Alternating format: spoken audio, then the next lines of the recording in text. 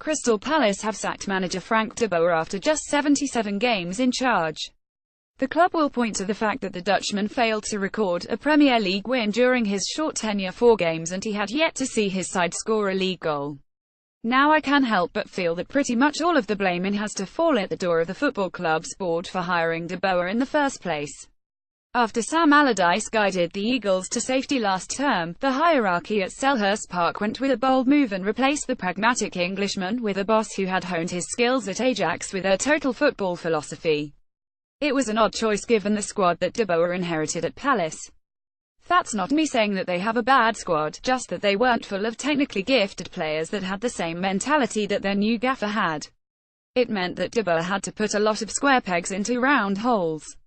I'm not sure the board backed him in the transfer market either. They only brought in 4 new players, 2 of which were loan deals, and Mamadou Sakho wasn't signed until the last day of the transfer window and has yet to feature for the team this season.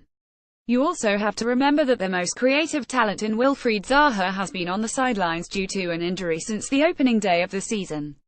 If you want to change your approach, then you need to give your manager the tools he needs to succeed, so he was never going to get instant success with the London club. I think it was also a bit rich to sack him after the 10-away defeat to Burnley. Palace looked to have improved and bossed the game in terms of shots on target and in possession stats. An error cost them the game and they missed some decent chances after that. You then look at tweets from Palace chairman Steve Parish after the Burnley result, and the decision to sack the Dutchman looks even more bizarre since we are 4 games in. It's a terrible start, but we have to stick together.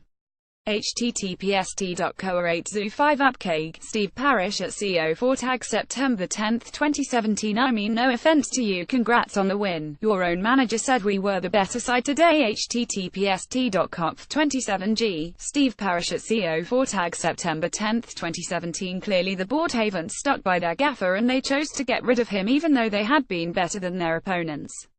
Very strange. After 4 games they might have point, but they're only 3 points away from 17th spot and 4 points away from 14th. Now I'm not saying Frank de Boer would have changed things around at Selhurst Park. He can be a stubborn coach who wants to see football played the Ajax way. Although I should point out that they tried a more direct approach yesterday. But it was always a huge leap between Big Sam and de Boer in terms of man management and tactical styles. That sudden change would have confused the squad. It doesn't surprise me that the Eagles have been heavily linked with yet another former England international boss in Roy Hodgson. He'll understand that the board will want results above anything else this term, and he has that same pragmatic style that saw Tony Pulis and Allardyce succeed at Palace. To be honest, he should have been given the job in the first place, as he was more suited to the squad that Crystal Palace decided to give to de Boer. The Palace board wanted a sexier brand of football, they just weren't patient enough to see the project through. Given the amount of money at stake, they panicked and will now return to type.